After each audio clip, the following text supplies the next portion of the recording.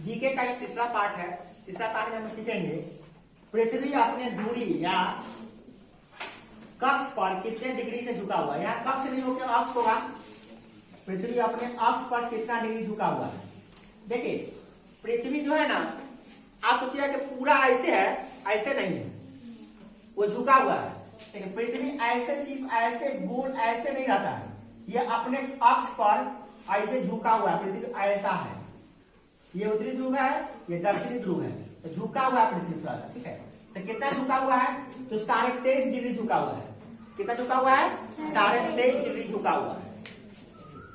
दूसरा है पृथ्वी का अक्ष पृथ्वी के कक्ष के साथ कितने डिग्री का कोण बनाती है। वो अपने कक्ष के साथ पृथ्वी अपने अक्ष जहाँ पर घूमती है वो कक्ष जैसे अपनस्पी है सो उसके बीच में कितना डिग्री कोण बनता है, तो 66.5 डिग्री का कोण बनता है। ठीक है। तीसरा क्या है, पृथ्वी के घूर्णन और परिक्रमण दिशा क्या होती है। पृथ्वी किधर से किधर घूमती है, तो यह पश्चिम से पूरब की ओर घूमती है। पृथ्वी हमेशा पश्चिम रहता है ना, तो पूरब की ओर घूमता है। जैसे ये पश्चिम है, ये देखिए मार्कर का मुंह जो है पश्चिम है, तो घूमेगा पश्चिम से पूरब की ओर, ऐसे पूरब की ओर घूमेगा। कब ना सूरज पूरब में उगता है, पश्चिम में डूबता है। जब सिंपल सी बात बताते हैं, देखिए समझिए थोड़ा सा।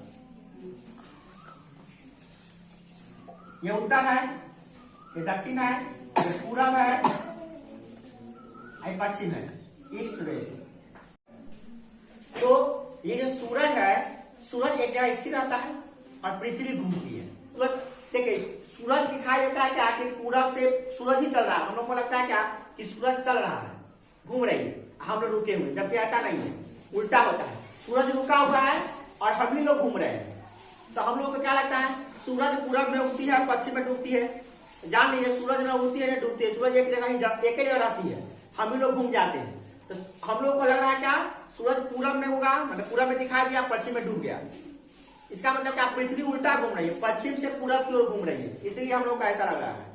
जैसे हम लोग गाड़ी में बैठे हुए रहते हैं, बगल में अगर गाड़ी के बगल में क्या मतलब सड़क के बगल में कोई पेड़ है या पोल है, तो हम लोग आगे जाते हैं तो पोल कैसा दिखाई देता है, पोल पीछे भाग रहा है। तो लगता है कि पोल और जितना दुकान सब है साइड में सड़क के किनारे, वो लगता है पीछे भाग रहा है, उल्टा दिखाई देता है। मतलब हम लोग आगे चलेंगे तो पीछे जाता हुआ दिखाई देगा, अब पीछे आएंगे तो आगे जाता हुआ दिखाई देगा, उल्टा दिखाई देता है। इसका मतलब जिस चीज पर बैठे हुए हैं वो चीज चलेगा तो बगल वाला चीज उल्टा दिखाई देगा।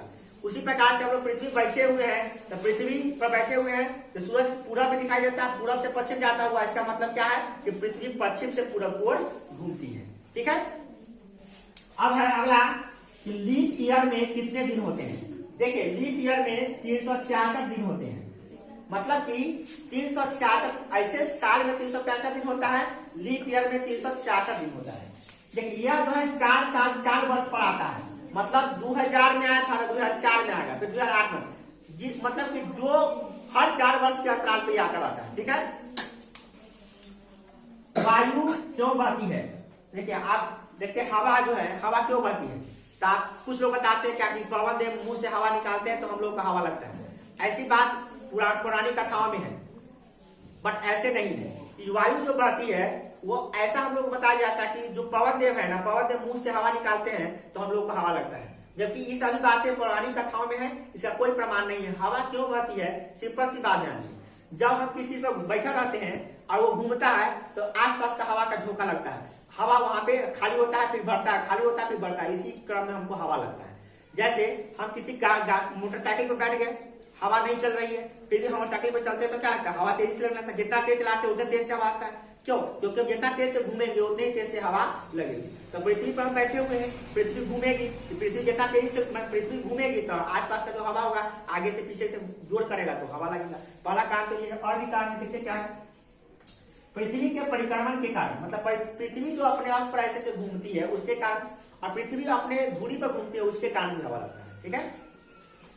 अगला क्या है, उत्तरी गोलार्ध भारत में सबसे बड़ा दिन और सबसे छोटा रात कब होता है। तो सबसे बड़ा दिन जो होता है वह 21 जून होता है।